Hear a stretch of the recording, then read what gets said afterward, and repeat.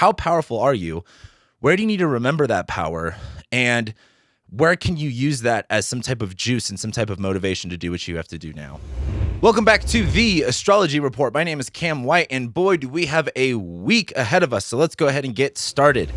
This week, we are starting off with, well, I'll go into the major events of this week as we go along, of course. But Monday, not much is actually going on. We're still in a waning moon phase, right? So things are kind of dying down a little bit. We're starting to get a little bit recentered, but this time it's a little bit different because we have an eclipse coming up this week, and we'll be talking about that.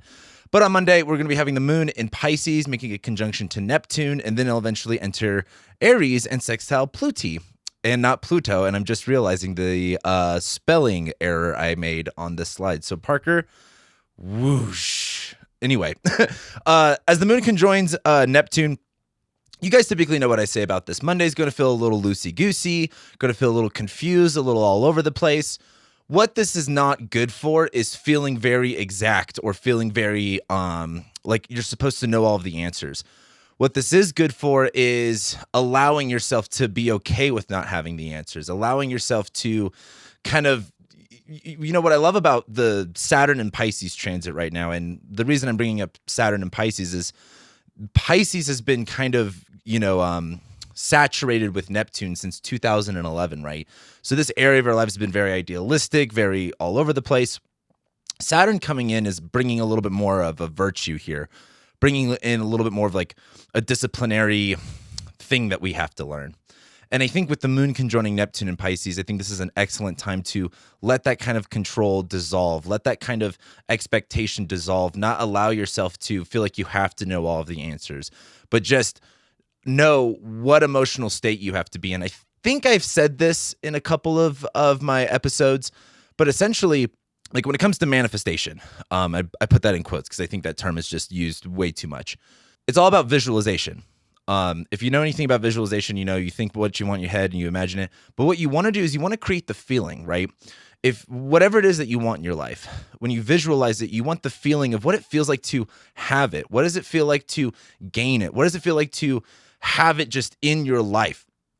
And you bring that feeling to you to where you could feel like the chemistry in your body change, where you feel like you have the goosebumps.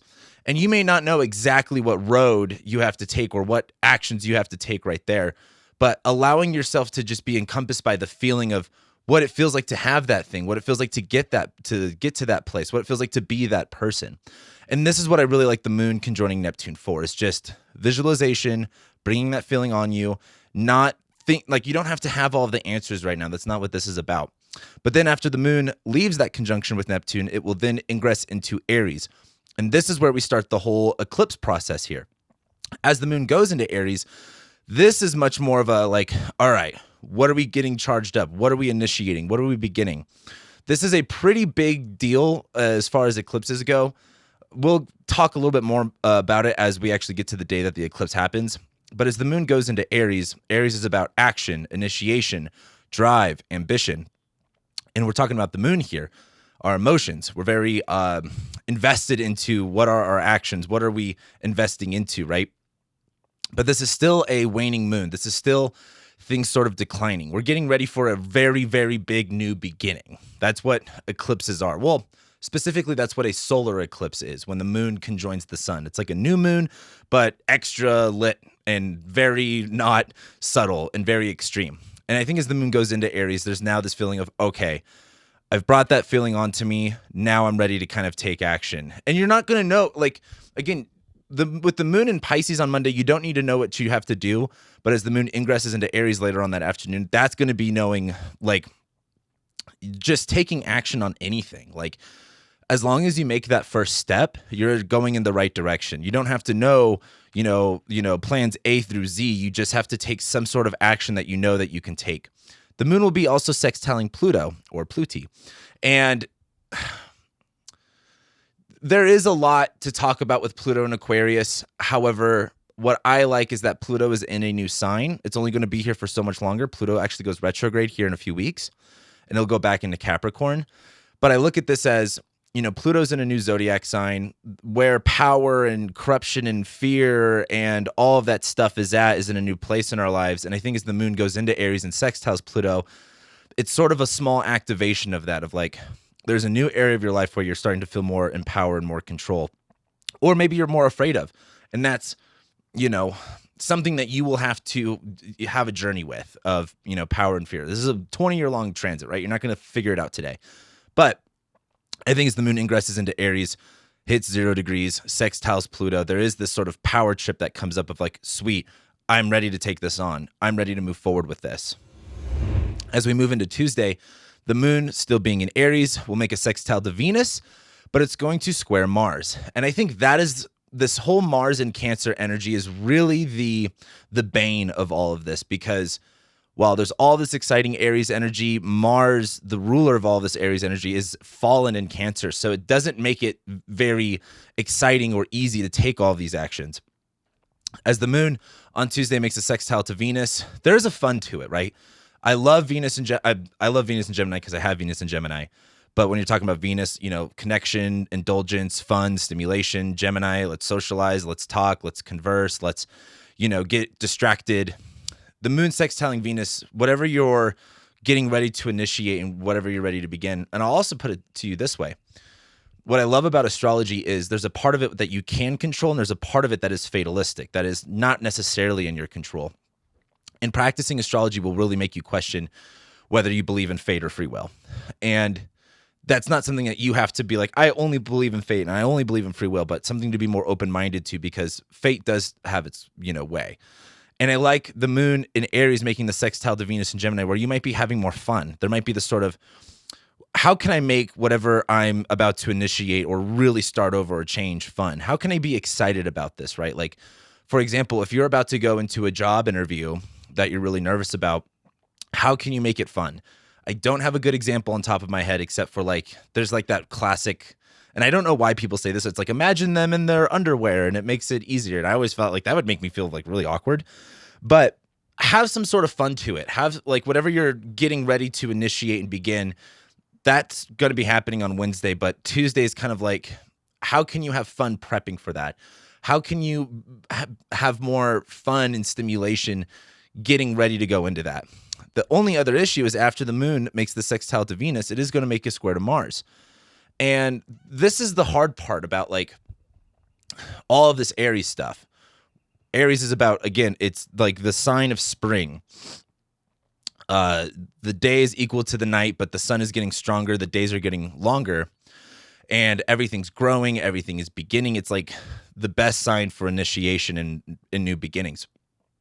But with the ruler of all of the sun and Jupiter being Mars in its fall, where it doesn't do that well, this isn't like, I'm starting this big new project and it's going to be amazing. It's going to be fun. There is a level of that, but it's not necessarily like, it's something that you have to take care of. Like Mars in Cancer is like, you know, you need to do this. You don't want to do it. It's not fun per se. It's not the most exciting thing, but you know it needs to happen.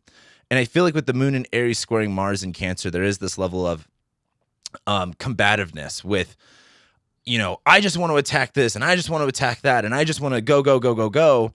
But with Mars in Cancer, it's like, hey, you need to be softer on this. Like, you know, and I've said this before a few times, when it comes to setting a goal, if you set a goal that is so above and beyond what you can possibly get to, it is so much easier to set yourself up for failure. Like if you're like, I'm going to make $1 million tomorrow, but you've never made $1 million before, let alone in a day. If you know, the day that you go to start that goal, you go, oh, well, I can't because of this and this and that. And it's easier for you to just write off doing whatever your goal is versus like Mars in Cancer being more so like, maybe you don't like, we all need $1 million, but maybe you don't like need $1 million tomorrow, but like, what does it take to get $1 million? Who do you have to become to get that kind of money? Who do you have to be? And what are the areas of your life that you have to change? Maybe that's being more consistent. Maybe that's being more disciplined. Maybe that's actually like listening to yourself and doing the thing that your heart actually desires, but you've been afraid to do, or you have all of these fears. You know, it's so amazing how many clients I get who bring up something that they want to do. And I always go, okay, do it. And they go, or I go like, why aren't you doing it? And they go, oh, well, you know, and I'm like, you know, they come up with some excuses. And at the end of the day, it's because they're afraid. And I always come back to this question: what is more scary, when you were 80 years old, sitting there, and because again, when you're 80, like you're not going to be doing a lot of things. You're just going to be thinking about your life. I know this because I know a lot of old people. I've been around a lot of old people. And again, a lot of them are very great, but there is a lot of time of reflection. Are you going to regret doing the thing that you wanted to and failing? Or are you going to regret not even taking a chance? And that looks a lot of different ways for a lot of different people, right? For some people, that is, writing a book or, starting a business. For other people, that's just like loving your family more. For other people, that's just trying to extend an olive branch and trying to be more empathetic. And I look at this moon in Aries squaring Mars in Cancer moment as kind of like, you can't just hit the pedal to the metal. You've got to just take one step at a time and do the things that really that you don't want to do. Like if you're trying to like for me, for example, I've gained a lot of my weight back. And it's been something that's been really bothering me. I was doing really, really good last year. I think about that Venus retrograde in Capricorn. I was killing it. I gained a lot of my weight back, and I have all these high expectations of what I'm supposed to be doing. And I know, like, me talking about this right now is like, I know that I just need to take the first steps of, rather than be like, I need to change my diet and go to the gym every day and do X, Y, and Z and load up my whole plate with all these things and then know that I'm going to fail because I can't change my whole fucking life in a day. But just what are the things that I know I need to do? And I know for me, that's just like cutting out a few things. I know that's just going to be waking up a little bit early and at least just going to the gym. And that's been something that's been really bothering me lately. I mean, I can go on and on about like stuff that this applies to for me. And I try to share what I'm going through with you guys as just a level of like I'm not perfect at all. And I would hope to God you guys don't think that. But it's much more of like, this applies full circle. And with the moon squaring Mars, you just have to do the thing. Like if you're like all this Aries energy is like, I want to do this, I want to do that. Mars and Cancer is like, you just need to take the first steps and you need to do what you need to take care of first. Like, I've gotten a few funny comments about like how I mentioned Jordan Peterson and stuff like that. And it's just so like, all I got to say is literally cleaning your room does actually make a huge difference. And for some of you, that's just cleaning up your space. For some of you, that's just like not reacting when people trigger you. Like that's a big thing for me. And so on Tuesday, have a little fun with it. But then as you have your fun and you get more excited to push and push and push, you're going to realize that, like, when you go, like, for example, like I went to the gym for the first time in a long time the other day, and it was like, man, like a year ago, I was fucking crushing it. And there was just this point where I was like, I felt so weak and I couldn't do the things that I was normally could do. And rather than pushing myself to be like, I'm at the gym, I'm just going to go hard, I took it easy because I know I need to get my body back in the rhythm of going and, stressing, my body out a little bit without overdoing it to where I injure myself. And that's kind of like how I see this moon squaring Mars is like, do what you got to do, but don't overstress it. Just take care of yourself in that kind of way. So let's keep moving forward. We get to Wednesday, and this is the eclipse day. We have the moon making a conjunction to Jupiter, and then it's a solar eclipse in Aries. Then the moon will ingress into Taurus, and it will square Pluto. A lot is going on Wednesday. And let me just frame it this way. Eclipse time, okay, the spiritual people always like, it's a portal, and it's a gateway, and just sometimes it's just so unhelpful to make everything like a gateway or a portal. And like, don't get me wrong. I think certain, like for some people that's good. Like they use that, you know what I mean? Like it's not going to work for everybody, but eclipses are literally like a 2-week time period where everything is really funky. Everything is really weird. Not to mention, Mercury will be going retrograde next week. We're in that Mercury shadow phase. And if you haven't already, watch my Mercury retrograde video that I did. It's posted by the time that you watch this. Make sure you check it out if you want to know how the Mercury retrograde is going to affect your zodiac sign and what you should be doing. But anyway, this is a solar eclipse. The moon is conjoining the sun, so it's technically a new moon. But this is like that turned up to 11. Like it's on steroids a little bit. The moon will conjoin Jupiter first. And the big thing here is what I love about the moon conjoining Jupiter is I've been talking a lot about like Jupiter's all about faith and belief, right? And sometimes you have to take a leap of faith. Sometimes you have like, you know what I learned in, here's the thing about like being a guy and being in school and being like bullied and stuff like that. For whatever fucking reason, this society just thinks that, you know, any type of violence is bad. And I'm not here promoting violence, but like as a little kid, I really wish someone would have told me to just like stand up for myself, even if that meant getting my ass kicked. Because I'll put it to you this way. If you were a kid, and some of you could probably relate to this, it doesn't matter if you could fight. If you're being bullied and you stand up and you punch someone in the face and they might kick your ass, they have a different level of respect for you because you stood up for yourself. And because maybe you didn't even believe that you can do it, but you fucking did it anyway. And that's how I look at like Jupiter and Aries. Like sometimes you don't need to believe in yourself. Sometimes you just need to go, you know what? Fuck you, and stand up to whatever, you know, like your bully. And they might beat the shit out of you, but it's going to be different after that. They're not going to necessarily give you a problem like they would because they know that you're going to fight back. And then other people will see that also, oh, he'll throw hands. Maybe I shouldn't, you know, mess with him. That's what I think about Jupiter and Aries. And like, I had an experience like that when I was young in school. Some of you might have had an experience like that that might not look like, you know, being bullied in school, but like, where did you just stand up for yourself because you had a fucking enough? And you didn't know that, maybe you didn't think that whatever actions that you took were actually going to work, but you still did it anyway because you had enough. And I look at this moon conjoining Jupiter as like the analogy of just kind of like, you might get your ass kicked, but it's time to stand up to the bully and throw hands. You know, in this society, it's again, when you're talking about like kids in like elementary school or middle school, like, I don't know, I think violence is just like young men need to learn their capabilities and strengths, because if they don't, then they have all of this repressed anger and violence that is within them that they don't have the tools to be able to express properly or even know how powerful that they are. And I look at this as like, you don't even know how powerful you are. You don't. A lot of you, like some of you do, but maybe you have forgotten that part of yourself. I know that I have forgotten a lot of that for myself, given, you know, just life, because that's what happens. Sometimes life beats you down and sometimes you stay down. But then if you give yourself a chance to think back and reflect, where did I stand up for myself? How powerful was I? And I want you to guys like really think about that. Because like, here's the thing. This is an eclipse in Aries. This is the sign of war. Where are we going to war? I mean, this is also very literal too. Like war stuff, like the eclipses are happening in the signs of war. The North Node, the sign of where we're going, is happening in the sign of war. The South Node, the thing that's not happening, is going in the sign of peace.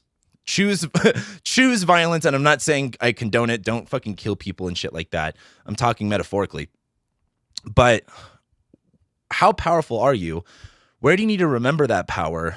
And where can you use that as some type of juice and some type of motivation to do what you have to do now? And I want you to think back to the times where you did realize how powerful you were, but it wasn't until you took that action you realized how powerful you were. That whole time before, you probably didn't believe in it, but then you did it, and then you were like, I'm actually the fucking shit. That's how I want you to think about Wednesday. The moon will conjoin Jupiter. That's what's going to be on your mind. Then the moon is going to conjoin the sun, and we have this eclipse. Solar eclipses are extreme, like eclipses are extreme beginnings and endings in certain areas. I would argue, I mean, you could look at this as both, just because it's the first one in Aries, but it's also a like new moon. It's a solar eclipse, so it's kind of resetting things. What projects are you starting? What area of your life are you slowly moving your North Node, your compass into over this next year and a half? This is the time to really say, I'm doing it. Fuck it. I may not know what I'm doing. I may be getting myself into too much, but I'm going to do it anyway. You never really know how strong you are until you test it. And that's how I would look at this. As we get later on into Wednesday, the moon's going to move into Taurus, and it will immediately square Pluto. The universe, I was just telling my buddy about this because he just called me and he was like, I'm getting sober. He's really been, fixing his life up. He's like, I'm getting sober. I'm quitting everything. And like later that day, his like girlfriend / baby mama like ended things with him. And he was super triggered. And I was trying to tell him, it's like, this is what happens when you set off on a new adventure. The universe immediately throws something in your face and says, oh, are you really about that? If you're really about that, well, here's this challenge. Face it. And the moon immediately ingressing into Taurus and squaring Pluto is, you might say, oh, I'm about this. Like, when it comes to commitment and it comes to a goal, you have to ask yourself, how committed to that goal are you?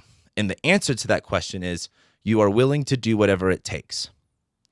You really have to sit with that of, are you actually willing to do whatever it takes to get it is to you want to be? Maybe for some of you that literally is sobriety. For some of you that might be, again, like being more loving and caring and receiving that more. Maybe for some of you that's, again, making more money. This can look in so many different ways. For some of you that just could be getting more peace in your life and not being so tied up in everybody's drama and bullshit. When the moon will go into Taurus and it will square Pluto, I would imagine a earthquake type feeling of like, oh, you just initiated this. Now you have to deal with this problem as your first task, as your first test of whether or not you're fully committed to that, and whether or not you're willing to do whatever it takes. So Wednesday's going to feel extreme. Those days where everything is just a lot and it's all going very fast, and it's hard to, like, if you're one of those people that are, again, I don't care for the term neurodivergent, but like sensory overload, which in my opinion is very, like, we're supposed to be hunter-gatherers, like lights and computers and noises and the roads and the cars is not how our brains were programmed. And so, like, I think of sensory overload all the time and how we can be overloaded with all this stuff and not even really realize it. But Wednesday is going to feel like sensory overload. Like, it's going to feel like it's pushed into the extreme. Like, it's one of those moments where, have you ever been in a moment where maybe on reflecting back on it, it wasn't that big of a deal, but in that moment, it felt like the end of the world? That's what Wednesday is going to feel like. It's going to feel like an extreme. In this 2-week eclipse season window, we'll have those extremes. So just kind of pace yourself, like, know that this is going to be an extreme window, an extreme time period, and just know that that's happening. You know what I mean? Like, for example, like I tell people all the time, I DJ a ton of weddings, and it is like an eclipse season for brides and their moms during a wedding. It's like everything is turned up to extreme. Like, this is the big day. This is what we planned for. This is what we spent all this money on. And it's like, you are going to be in that kind of a stressful environment. But if you are aware of that and you acknowledge that and know, like, hey, I need to slow my heart rate down. I need to calm a little bit more down. Like, something I try to tell, like, when I was DJing weddings, I'd tell brides, like, this is your day. Like, this is, like, you're allowed to totally stress about the wedding every day before it, but this day is not the day for that. Like, I've seen countless brides not even enjoy their wedding day because they were so stressed out about every little fucking thing that you can imagine. And in my opinion, like, what a waste, like, and my other question is, where else does that show up in your life? Where else do you have these big moments that you look forward to, but you don't even get to enjoy it because you're too busy stressing about everything else? So just know that this is a stressful environment. Just know that this is an extreme moment. It's like, but that's the time to act cool, calm, and collected. When you're in an emergency moment, like, again, let's say, like, for example, I watch a lot of, like, self-protection videos, and I think I actually mentioned this not that long ago, but there's always, like, it's like something will happen, like a cop will arrest someone, and, like, everyone's screaming and yelling, and it's all this chaos, and it's like, it just makes everyone else more stressed, and it makes the environment more stressed. Like, something like cops need to learn more about is, like, de-escalation, and, like, not, like, because when you're yelling and you're stressed and you're like, oh my God, I'm screaming, that escalates the situation even more, which causes even more risk for something bad happening. Like, work on de-escalation skills and just on your own personal, like, energy level, like, not allowing yourself to be overwhelmed. And, if, like, a situation is happening in front of you, don't let it trigger you. Don't let it get the best of you. That's going to be the test and the time to really act cool, calm, and collected and focused. So let's go to Thursday. The sun will ingress into Taurus. The moon will make a sextile to Saturn. It will conjoin Mercury, and it will sextile Mars. Kind of a lot going on Thursday. Now that it's Taurus season, I don't necessarily like talking about the sun going into a zodiac sign because it's like, okay, here we are. It's Taurus season here in Denver. The grass has been getting a little bit greener here. Taurus season is when everything blooms, all the flowers come out. Everything is it's Venus. It's a Venus ruled sign. All the animals are fucking. Everything's growing. The sun going into Taurus is now it's time to stabilize. Now it's time to soak in the growth, right? Like, Aries is like, we're beginning, we're initiating. Taurus is riding that, like, for example, here in Denver, the first thing to pop are the tulips, and, now there's starting to be a little bit of grass, but by the time Taurus season, the trees are growing back. The cherry blossoms are opening. What's the word I'm looking for? Blooming. I think that's the right word. But the sun will also immediately square Pluto, and these are fixed signs. Like, it's not going to be as simple as like, I'm just going to feel stability. I'm going to feel the security. Like, with it squaring Pluto, there is this level of not feeling that. There is this level of, fear and power can make you feel very scared and not stable. And I think this is the time to like, it's always the times where things are difficult is where you want to lean into it more. Like, if everything is feeling unstable, that's the time to find more grounding, to find more of a center, not run around with your head cut off like a chicken. But then the moon will make, what was the first thing? Oh yeah, the moon will make a sextile to Saturn. So what I do love about this is, the moon will be at its exalted degree almost by that point that it's sextile Saturn. So we're really feeling secure in our decisions. We're moving into a new direction and like we're coasting now. Moon will sextile Saturn, very constructive, very helpful. We're moving into a time of change. The moon will actually make a sextile to Mars first, where there is some sort of peace and comfort and security in doing the things that we need to do, that we need to take care of. That might be hard. It's kind of like, for example, you guys know my opinions about therapy, but let's say you need therapy and you're really scared to go to the therapist because, that's not always an easy thing to do. But then you get there and you're like, oh, like this person's awesome. Like I actually feel safe and secure and I can actually vent to my stuff. That's kind of like Moon and Taurus sextiling Mars and Cancer. It's like, this is something that you need to do, but you just so happen to be in a position where it's actually comfortable for you doing it. And then the moon will conjoin Mercury. This is the kicker, because now that we're in eclipse season, we're also about to have Mercury go retrograde. And this is what I'm really curious about is when the moon conjoins Mercury Mercury is literally getting ready to station retrograde. I believe this week. Maybe it's next week. I don't remember. Let me see. Is it next week or is it this week? Okay, it's this week. I couldn't remember. This is something on this day is going to be very relevant for the Mercury retrograde. The moon is conjoining a stationary Mercury. And the thing is, Mercury, our plans, our ideas, our way of communicating, it's like at a dead standstill right now. So there is a big mental shift that we have coming up here. There is a big, maybe even a delay, maybe even a rethinking or a reviewing a certain area of our lives that is now happening now that we've initiated all of this stuff. And I believe with the moon conjoining Mercury, that kind of clicks at this moment where we go, oh, this is what actually has to change. And that brings us into Friday, where we have the moon making a conjunction to Uranus. It will sextile Neptune. So not too big of a deal with the moon on Friday, but Mercury will station retrograde. So here's the thing. Moon will conjoin Uranus. There's going to be some sort of disruption. And that happens more earlier in the morning. So some sort of disruption, some sort of like, all of a sudden I'm doing this, or all of a sudden this happened, or all of a sudden I'm going to try this out. And it's going to sextile Neptune, where maybe it's a little bit better. Like, again, like if you've never done anything, like if there's something that you've been curious about, but you've never done before and you're interested, moon conjoining Uranus is like, you know what, fuck it, just do it. And then it sextiles Neptune, where maybe it's a little bit better than you thought. But then Mercury stations retrograde. And like I said, I did a whole video about this, so make sure you check it out. Mercury retrogrades are a time to reflect. They're a time to review. They're a time to rethink. They are a time to, they also cause delays. They cause, things to move backwards, especially when it comes to plans, information, communication, data.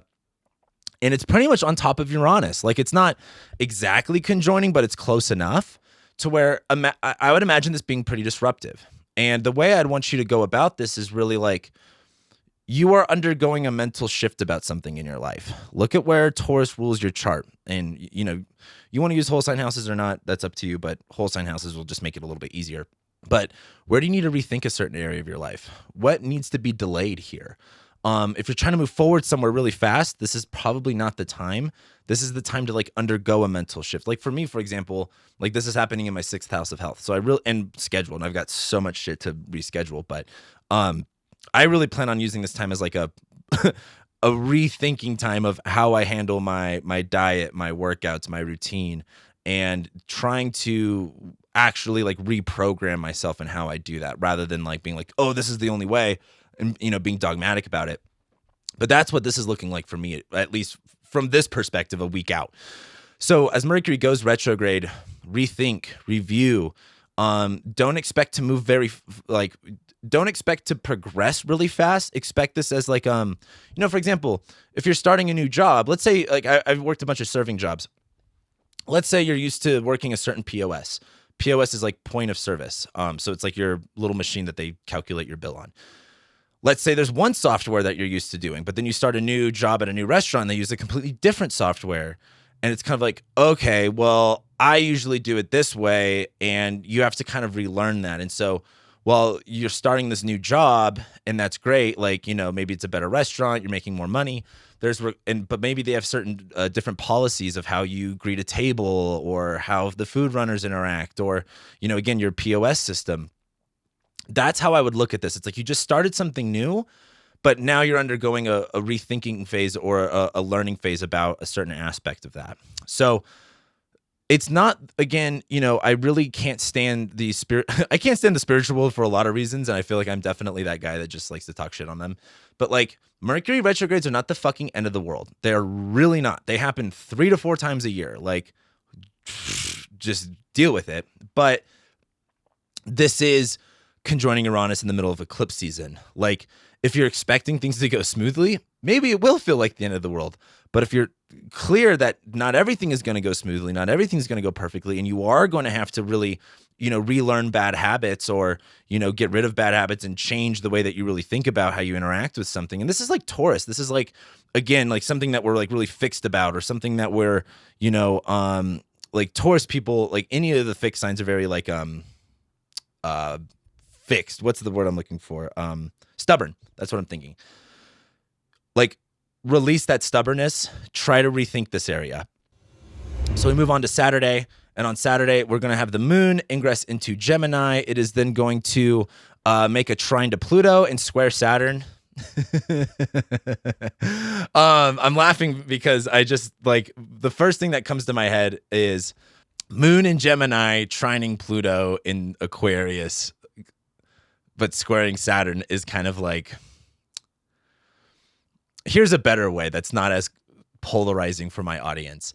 If you start a new job and they're always like, don't talk to your coworkers about how much you make because heaven forbid you unionize. Heaven forbid you talk about money. The moon in Gemini trining Pluto and Aquarius is kind of like talking to your coworkers about money, but then the moon squares Saturn and it's kind of like your boss hears you and then you kind of get in trouble. So the moon in Gemini is, very talkative, very stimulating, very like wants to share stories. It's trining Pluto. You're like, hey, what if we start a union? What if we go against the evil corporate conglomerates? But then, the authorities hear about it and they're like, oh, by the way, you're fired or some shit like that. So it's one of those things where there might be a lot of power in communicating, but you have to be careful about how much you share or who else is listening to you. That's the way I would really look at this. Moon making a square to Saturn is like you can't share everything. Not everyone's on the same page with you. And this is what I really love about just the polarization right now, at least here in America, and it is around the world, is like you might think like you share a lot of the same opinions with someone, and then you like talk about something else and you realize you're on a completely different page about everything else. But that's like life. It's just funny that in this moment right now, there's kind of like this weird thing where people just like, it's like, oh, I'm on this team or I'm on that team.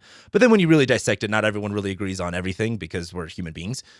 And this is one of those moments where you're like, oh, like I agree with this person or I'm sharing this idea and it's very powerful and I feel very connected to a certain, community or a tribe. But then the conversation goes a little bit further and you're like, maybe I don't know if I really agree with all this stuff.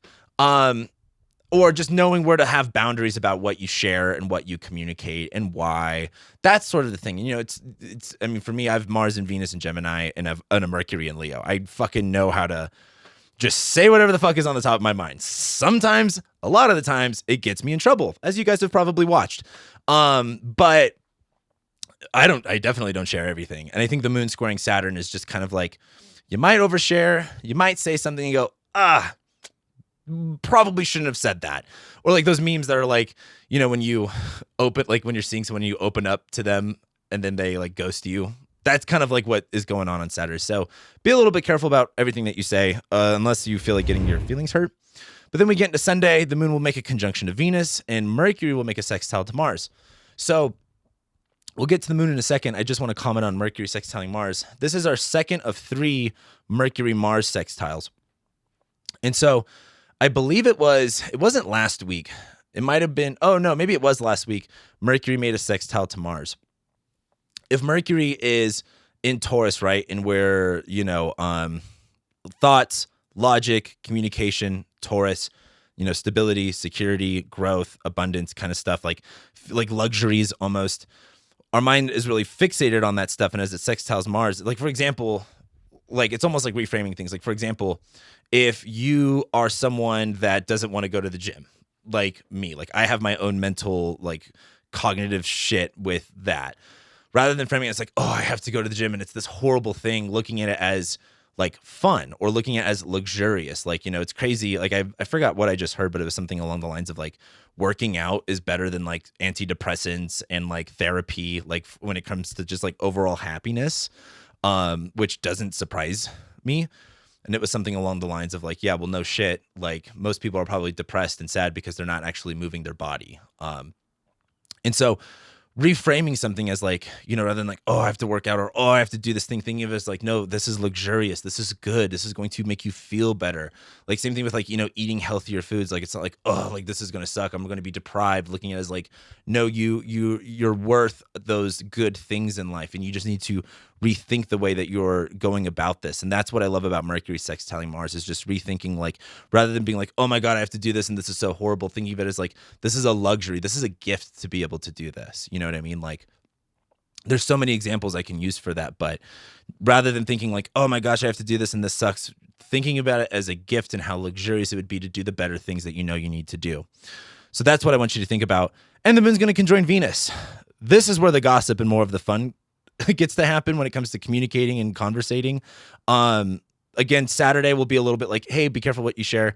But the moon conjoining Venus is like having fun, socializing, connecting with people, being more stimulated. And so that all looks really fun.